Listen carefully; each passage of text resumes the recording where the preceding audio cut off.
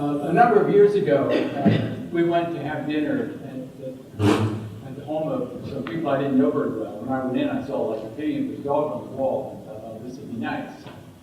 So we sat down at the dining table, and there was this conversation going on, and I got involved in that, and the dog came up and nuzzled me. It was unmistakable when you nuzzled by a dog.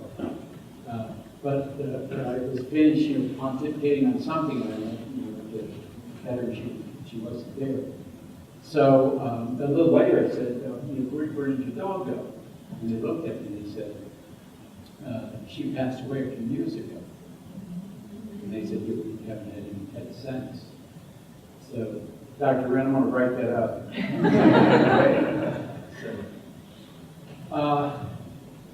So I know you're all getting tired and anxious, so let's see if I can move through this for you. I'm going to do three quick little mini discussions. I'm going to talk briefly about the where we came from, how all this mess came from. It's developed over thousands of years. Then, secondly, I just want to make a few remarks about our contemporary societal global system with a particular eye to the empire of the 21st century in the United States. And then I'll close with a few remarks on what I believe is the direction that we need to go. So anyway, most of our time on the planet, we've been here for a long time in our present form, about 300,000 years. And if it wasn't racism, sexism, if it wasn't classism, if there wasn't warfare, we largely cohabitated with the other animals, and we were plant eaters. That tragically began to change about 50,000 years ago, more or less, when men began to organize the hunts of other animals. And not being natural predators, they could only accomplish that through the creation of weapons. And actually that created an arms race that has tragically continued to this day. And during that process, we began to see now the development of this poisonous masculinity that haunts us to this day. Safely from that. But yeah, it's been just tragic, and of course, all kinds of horrific implications for women. The men who were most successful at stalking, killing other animals, they gave status and prestige, and over time we see the status of women began to decline with the advent of the organized hunting of other animals. I remember being in school, being taught that the agricultural revolution was such a great thing, and it moved us onward and upward. But a number of scholars, are now doing some serious reconsideration of this. For my take on it, it's only within the past 10,000 years that humans have began this agricultural society, and they regard, historians and other scientists regard a true agricultural society is occurring. It's different from horticultural in that they're now using other animals as laborers and increasingly as food. So again, this is relatively recent. So we see the rise of domestication, but I hate that word because I was taught great, wonderful things about the agricultural revolution, that domestication lifted humanity, mankind, onward and upward towards civilization, and I think it's done the opposite. So instead of using, I think other animals were desecrated.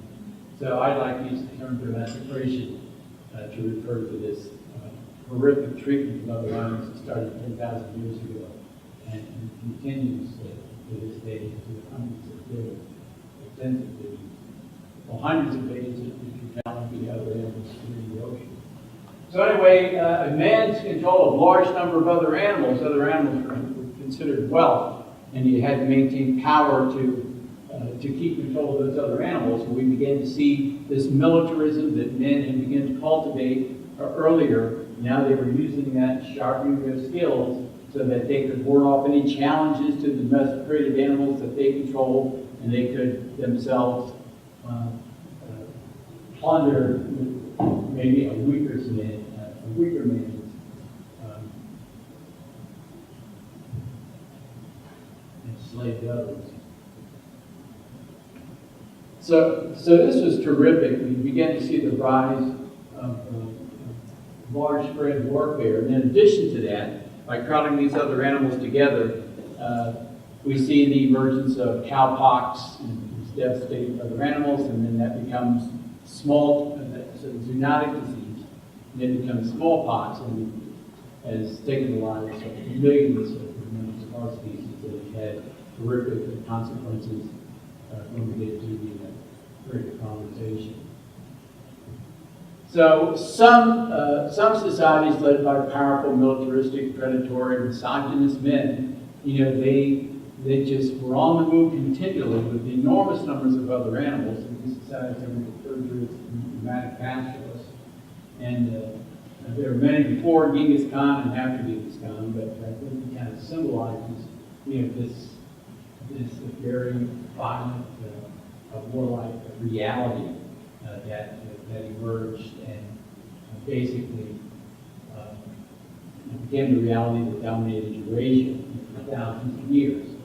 And importantly, the domestication of other animals necessitated this nomadic pastoralism that turned out to be these continual invasions of because they needed new pasture and water. But these other animals, they enabled this large-scale warfare and violence, because the horses became, they were powerful military tools. If you're sitting on a horse, an enslaved horse, it was kind of like today sitting in a tank. They were powerful military advantage, and of course, they had all of these other animals that they used to thresh and enslavers. So actually, for thousands of years, actually tens of thousands of years, we find that these nomadic pastoralists just rampaging across Eurasia and forming this very toxic, warlike reality that's patriarchal and predatory, and we now see widespread warfare and violence.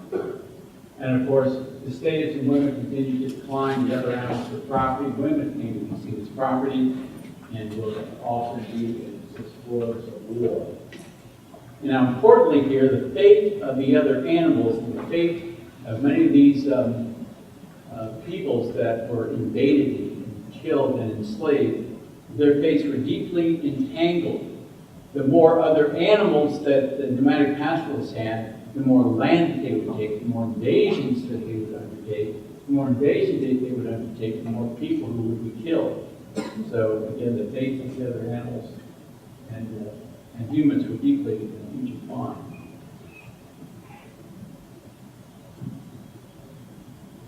And then, of course, this exploded onto the rest of the world, including the Western Hemisphere.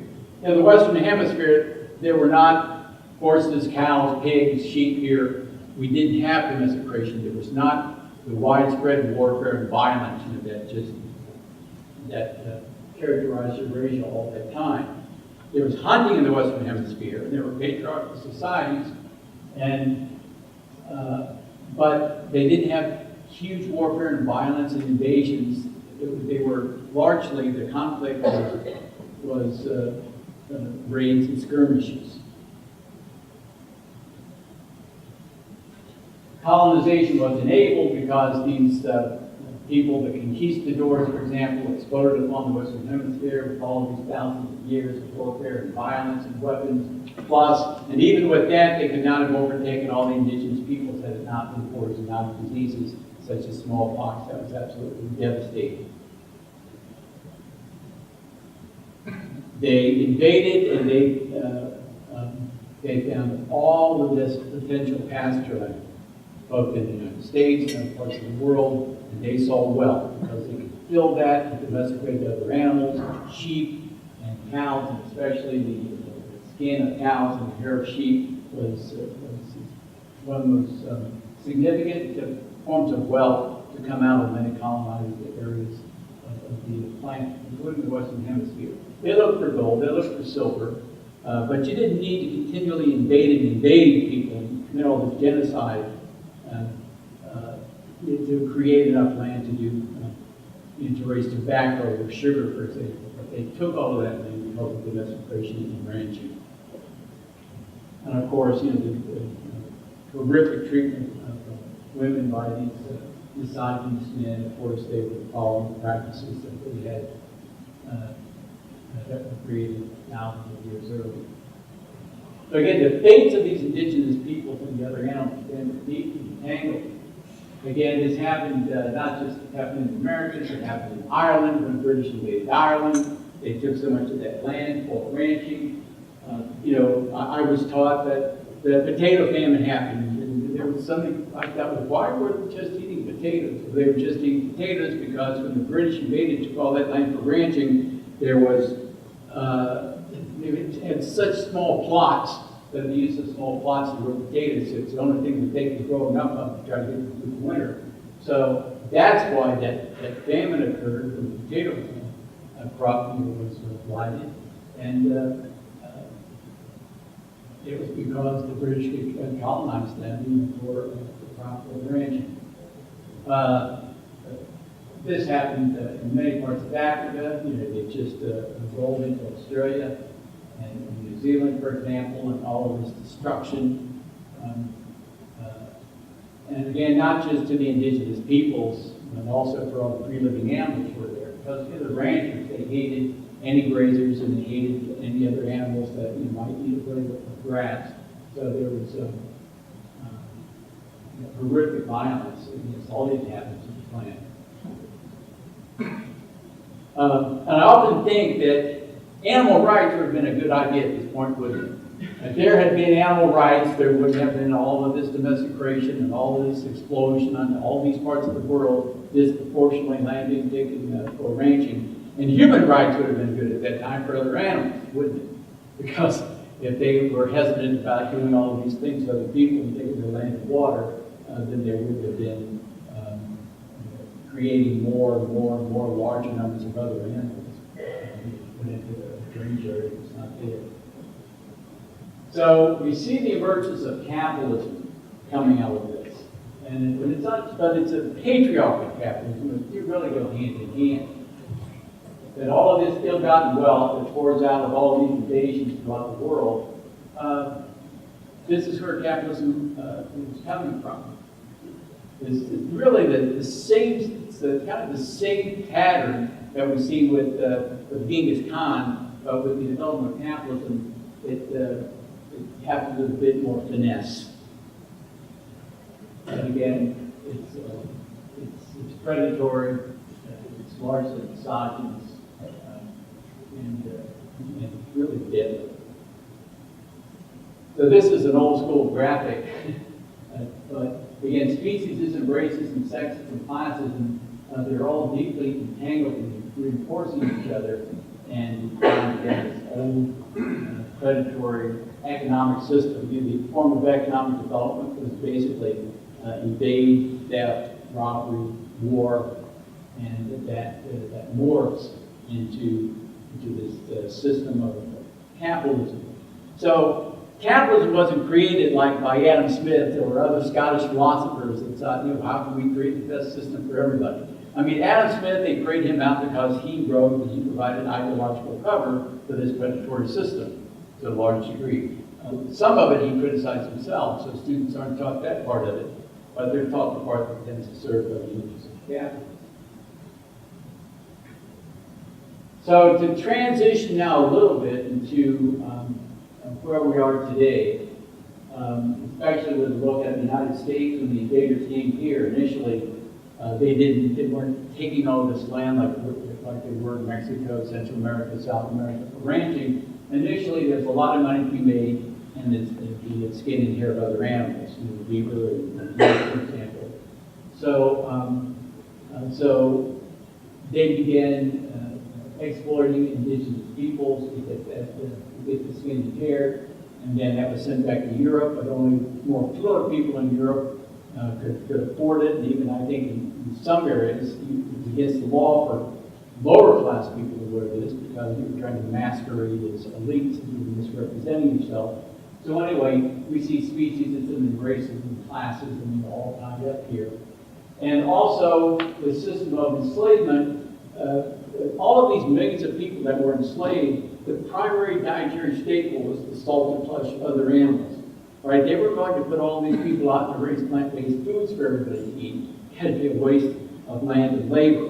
So at the time before there was refrigeration and there wasn't a big otherwise market for the flesh of other animals, they would put salt in it, and it was cheap rations for people who were enslaved.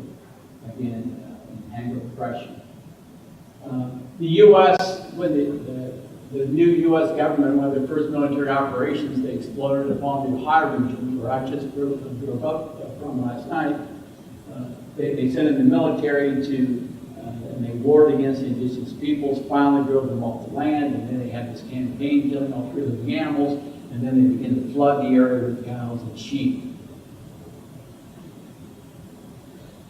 They promised indigenous peoples that they could go west of the Mississippi and live there forever, but of course there's a lot of rangelands out there, so the expansion goes on, driven by ranching, and they decided to provoke a war with Mexico. They ended up taking half the Mexican land, a lot of that land used by ranchers. And then the cow skins, the skins of the dead cows and the hair of the exploded sheep. It'll go back, for example, to textile mills in New England, where young women are working 7 days a week, long hours in dangerous conditions. So you've got indigenous people being killed in displays so that they can flood the areas with cows and sheep, and then they'll send the sheep up the hair, where these women these young women are super exploited into other factories where they're working with the skin of cows. So again, deeply entangled oppression. And then, of course, one of the biggest areas, I live not too far from Cincinnati. Cincinnati was called Porkopolis, because of all of the pigs that were sent to Cincinnati, to be murdered.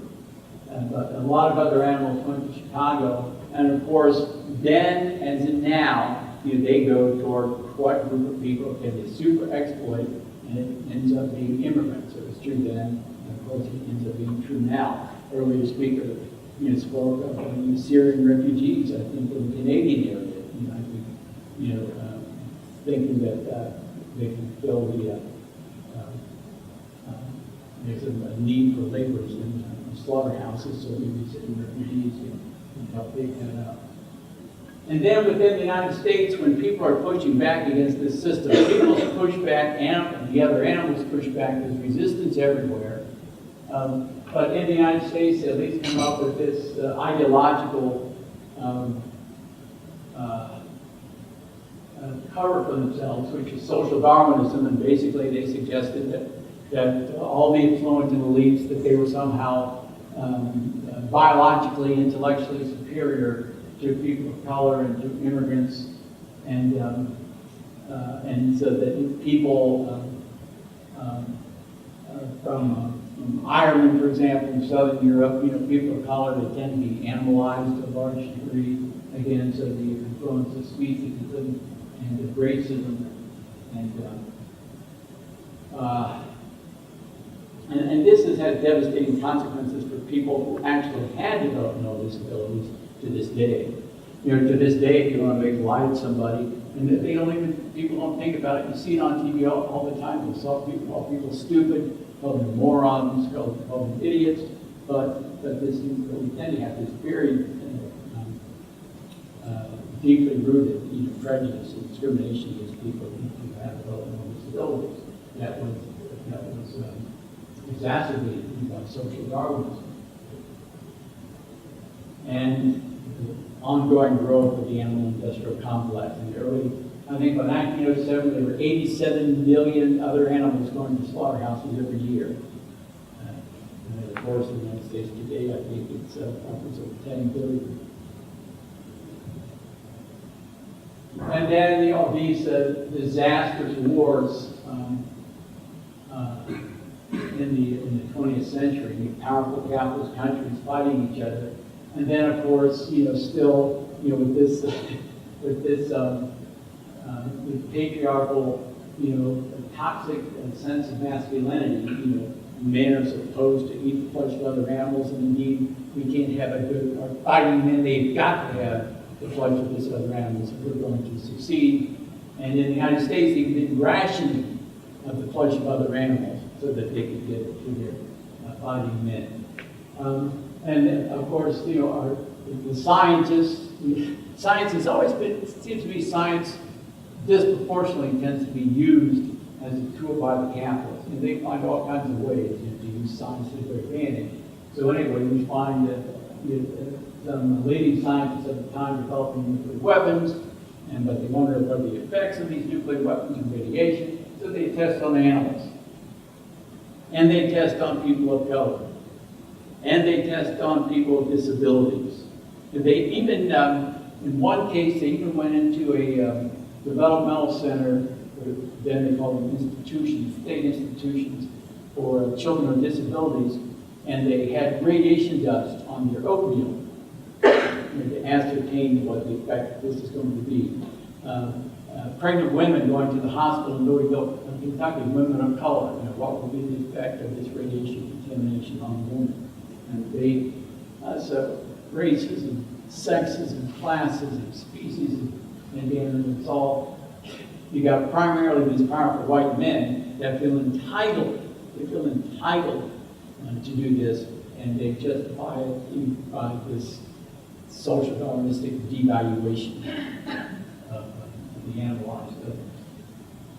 So we see the origins of the hamburger culture in the United States, and of course, this is an enormous amount of oppression of everybody because people are seduced into eating all these animal products that ends up being one of the leading causes of death, within the United States and increasingly around the world, heart attacks and strokes and various forms of cancer. I read somewhere recently, I can't remember, it was a scientist, I can't remember what his name was, but he said, what was his metaphor? He said, you can put gasoline in a diesel engine. He said, people can eat animal products, yeah, they can eat it, they can ingest it. He said, you can put gasoline in a diesel engine, and that diesel engine is going to work for a while. But he said that engine's going to run into problems. And it's the same thing that's happened to our species, right? We can eat it, right? But just like that diesel engine's, probably not going to get up to 50,000 miles if it gets that much. That's why so many members of our species are dying. So this is a form of structural violence against everybody, but everybody is seduced to consume these products, and then because there's a lot of profit generated through the intestinal complex. And throughout this time, the capitalists take control of the new mass media, radio, TV. And this is a tremendous way to the extent that people were citizens, to try to convert us to, they've done a very good job making us consumers instead of citizens. And amongst the other ways that we're socially engineered is to think that the only way that you're going to get calcium or protein or vitamin D is through this consumption of animal products. Of course, again, people struggle and they're challenging this, and we see within the United States, the challenges to racism, the challenges to sexism, challenges to ableism, challenges to homophobia, biphobia, transphobia, and this movement, the anti-war movement within the United States. I'll come back to this in a minute. That graphic, that's the legendary civil rights activist and now congressperson in the United States, John Lewis. And they were on a march for voting rights, and they're trying to cross the Pettus Bridge. Of course, there's this brutal attack by police. But in the background, I don't know if you can see it, there's a McDonald's. McDonald's in the background. And at this time that this is going on, the United States, the World Bank is making loans in Latin America to expand ranching operations, in part to get low-cost animal flesh up in the United States for McDonald's and Burger King and other fast food industries. Anyway, in the United States, to make a long story short, after the war, so much of the industrialized world is devastated. So the United States becomes like the leading power producer of everything in the world, manufacturing goods, agricultural goods. But the other world, the rest of the world begins to begins to rebuild with modern technology. So capitalists in the United States, they need to keep these profits up. So we begin to see within the United States the industrialization, shutting down factories and moving those parts of the world where a group of people can be super exploited. So I have students coming into the class and they don't know why people from Central America are trying to get into the United States. They're desperate to get across the border. They don't know why there's so much poverty there. Why are we developed and they're undeveloped? And they just no understanding of how this devastating, predatory, violent colonization has basically laid the foundation for the world as it's organized today. And you've got this G7, G8 countries who basically dominated the global economic political system to a large degree. So the quality of life for people in the United States and other parts of the world, including Canada, I think for the last couple of decades, the standard of living for people has declined. But people they're not protesting in the United States. They don't want to tell people about these decades and decades and decades of struggle by people of color, by women, by workers, by labor unions. All of that tends to be silent history. They're talking about the Carnegies and the Vanderbilts and such, and that you too can be appropriately protected. But in the United States, they pacify people with lotteries and with low-cost animal flesh. And if they're eating animal flesh, then that thought can't be too bad, right? Because for most of history, it's been consumed by elites, so it makes them feel like they're still doing okay. They can get their $1 a piece of flesh of a cow from the common. Okay, neoliberalism. So we're closing out the 21st century. Here comes Bill Clinton in the United States. He ends welfare as we know it. He's a big deregulator. The regulations they created after the Great Depression for capitalism nearly took the United States out of, took down capitalism in the United States.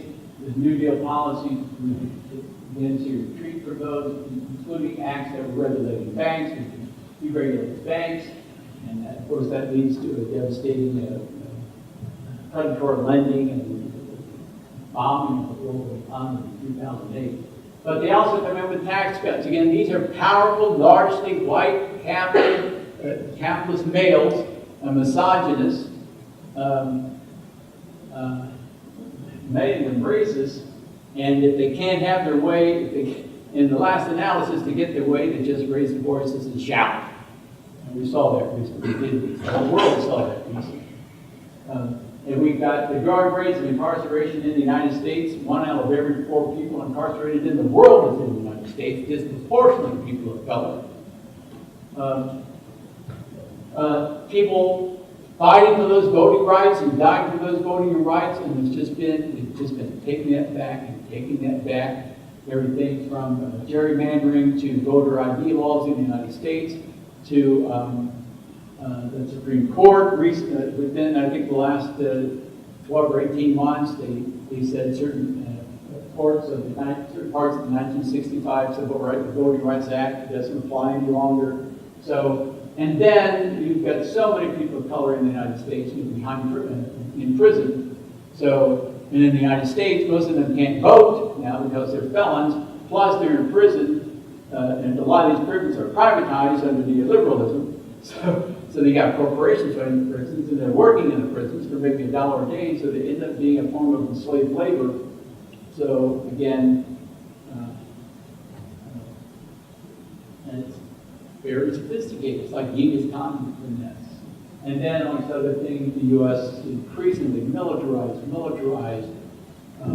and more money, and also the United States in the 1980s to the 1990s, these wars in Central America. And a lot of these wars people don't realize in the United States are the Marxist guerrillas that are trying to do that. In many cases, these were people resisting the continued expropriation of their land for ranching that was facilitated by loans from the World Bank. In the 21st century, you got this small group of white men in Washington And you've got millions of people around the world saying no war, no invasion of Iraq, but there's too much profits to be had, and they continue to want to exercise growing influence in the Middle East. So we've got this devastating wars. By the way, a lot of those people, a lot of the refugees from Iraq and Afghanistan went to Syria, and then look what happened in Syria. You got the global economic meltdown in 2008 because of this just theft and this robbery by these bankers and their supporters and these hedge fund managers, and that basically almost takes down the United States economy again. But of course, they're bailed out by hundreds of billions of taxpayer dollars. No one's bailing out all these people that lose their houses, which disproportionately are people of color, especially women. So we've got growing austerity both in the United States and other parts of the world. Greece's financial problems, we can take back to U.S. predatory lending. Italy, for example, serious problems we can take back to that crisis in 2008. And of course, with that reduced quality of life, people are looking for scapegoats, and they end up scapegoating people of color, refugees, immigrants, and they've been very powerful white men in the United States have been very good at cultivating that. Plus, importantly, I think capitalism cannot be salvaged in part because their people have struggled for decades to create reforms and to make changes, and people died trying to bring those changes. But with the new administration, the different Congress, they can just roll those back. Even when they make reforms, for example, reforms for other animals, like in the United States, Humane Slaughter Act or Vivisection Act, the industries end up writing that regulation, so that they like what it says. It ends up being underfunded, under-enforced, and then in time, they just roll it back entirely. Because how can we make America great again, with all this big government? So, I'll come back to that in a second. And then, of course, this the animal industrial complex, and this men are taught, one of the poisonous things men are taught, they have to eat other animals to eat men, and then, of course, the animals meant to be sexualized. And there's a great article written by Amy Fitzgerald and Linda Kaloff, and I forget their co-author, I think back in 2004, that looked at how men were hunting. I think they looked at a hunting magazine and found that the hunters sexualized the weapons and the animals and women, this toxic form of masculinity. But again, the animal industrial complex, continues to spiral. This is terribly devastating. Again, because again, all of this is capitalism. All of this is being driven by profit. So much of the land now, and due to no small part of colonization, is given over to producing products from oppressed other animals. But we already have 1 billion hungry people. The world population is racing to close to 10 billion by probably 2060. But the animal industrial complex, and they've been seeking to double the consumption of animal products from oppressed other animals by mid-century. And of course, as you all know, I'm sure, that this is a tremendous drain upon these vital, essential resources, especially to support individual people by mid-century.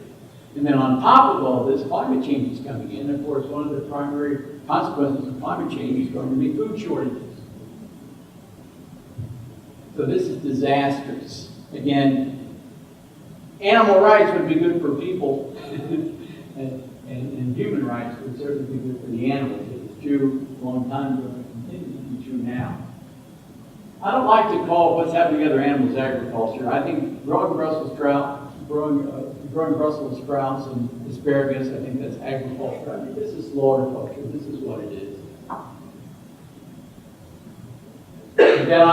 And then, because of this, the capitalist insatiable quest for wealth, we tend to find that, you know, the level of stratification, both in the United States and around the world, continues to grow. And all of this is catastrophic for the other inhabitants of the planet. Y'all remember Maslow's hierarchy of needs, right? Remember Maslow, right? People have the physical needs, and then they've got needs for safety and security, and then they've got needs for social and emotional support and love, and then for self-esteem, and then they can become compassionate, engaged citizens. So how are we going to get people to start to be concerned about human oppression, oppression of women, oppression of people of color, oppression of people with disabilities, worried about and concerned about how we're treating animals when they're struggling with those basic needs under the capitalist system in the 21st century, and the stratification continues to grow. This is devastating for other animals. And of course, it's devastating for our species, without question. So barriers to change. Capitalists control the state. You know, the state was created from the beginning by powerful people to concentrate and protect their wealth. And again, it continues to operate today with a bit of finesse. We've never really had democracy in the United States. The system is rigged from the beginning by the powerful, and it continues to be used that way. The powerful, they exert tremendous ideological control through their because of their control of the mass media, and to a large degree their educational systems. And again, as I said earlier, whether they tend to expropriate science. And then all of this economic security. People are diverted. I mean, people are so busy trying to survive, trying to pay the bills and the car payment and the house payment and rent and this, sometimes holding down 2 jobs. And what about health care? And you want to talk to them about other animals or refugees or immigrants? I mean, so this serves the capitalists in so many ways to create such a predatory, evil system. It is evil. And again, reforms, I think reforms to a considerable degree, they just tend to be temporary, and they're diversionary. You take the people and just spend the time and another year, trying to get some improvement here, some improvement there, some voting rights here. Maybe we can step back on war here a bit, maybe. But again, whatever reforms are made, the most powerful, they agree to it from the beginning, and then they tend to roll it back, when public attention is diverted.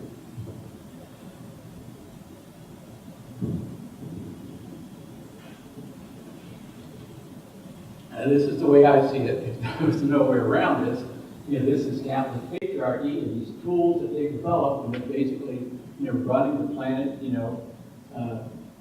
I don't agree with Noam Chomsky on everything. And I'm disappointed that he doesn't embrace and realize how the oppression of other animals is tied to so much oppression against members of our species. But he says repeatedly, it's either going to be environmental collapse or nuclear disaster and nuclear war that's going to take us out, maybe before the century's end. So this is just a continuation of what happened all of these years ago when people began domesticating other animals.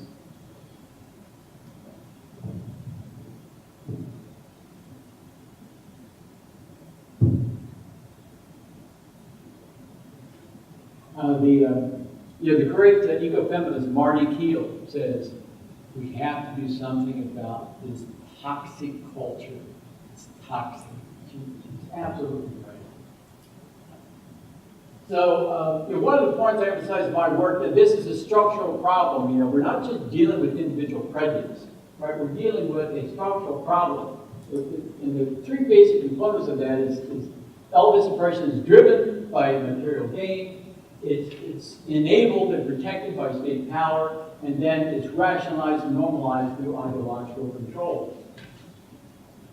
Speciesism, like racism, sexism, they are ideologies, they are belief systems that have been created to support economic exploitation, And then on an individual level, these manifest themselves as prejudice. So prejudice is a result. Prejudice is a tool of racism, a tool of sexism, a tool of speciesism, not the cause.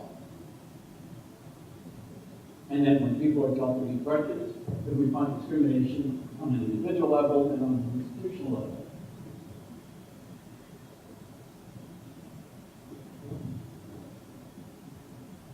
Speciesism, and then racism, sexism, classism, homophobia, transphobia, legalism. Again, this is an old school graphic. But, so here's Genghis Khan. I think if Genghis Khan came back today and he looked around, he would say, look at this. This is very impressive. Very impressive.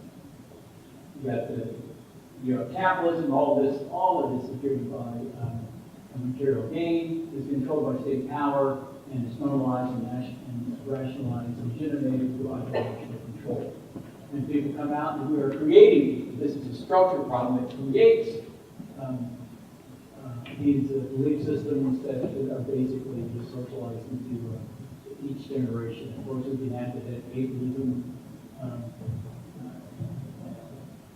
ageism, other types. All of these types of oppression are interconnected. So I become attracted some years ago to the growing field of critical animal studies, because I thought critical animal studies is really now addressing what we really need to focus on, and that the oppression of humans and other animals is deeply connected. It was deeply connected 10,000 years ago, and it remains deeply connected today. And critical animal study scholars think that, they think like,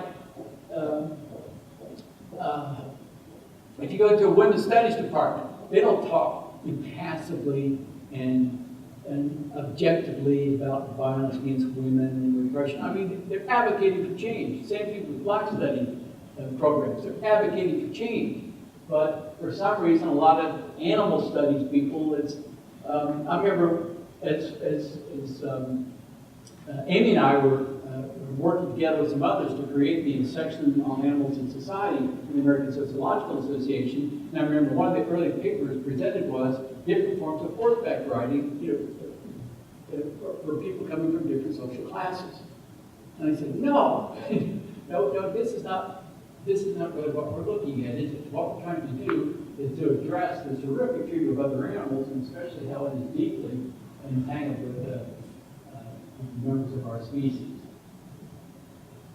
So, critical animal studies scholars, again, we are scholars and we are activists, working to change this oppressive system, not behaving the way that the capitalists would like us to behave, politely and without controversy in colleges and universities. Critical animal studies scholars, embrace intersectionality. Of course, intersectionality, the idea that got a lot of traction with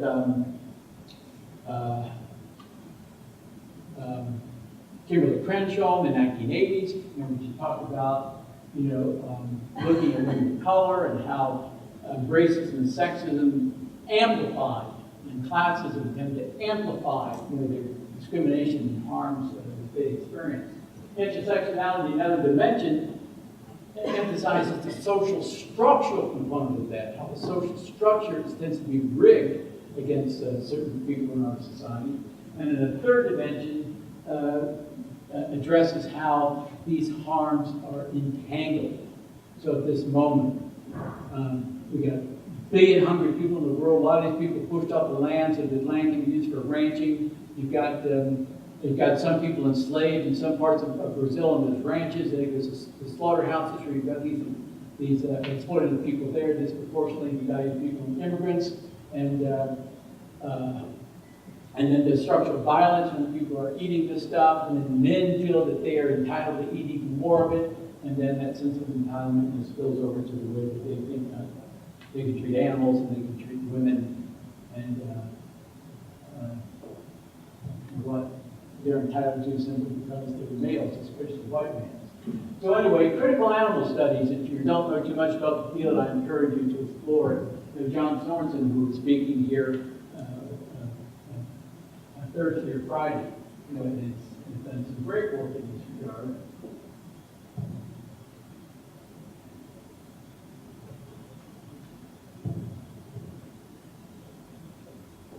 So I guess I'd just like to end by saying, wouldn't it be great if we could begin this, so because we've got to do a major shift. We've got to do a shift in capitalism, we've got to do a shift in patriarchy. And I remember talking at a conference John Sorensen organized at Brock some years ago, and I talked about capitalism. And when I was done, a man stood up and he was very angry. And he says, it's not enough that we have to deal with animal abuse, now we have to take on capitalism? And he was upset. But that's the road. I mean, that's the road, that's the story that we have. Because capitalism, especially patriarchal capitalism, lies at the root of all this. So I believe in our work, everybody here is working on this in one way or another.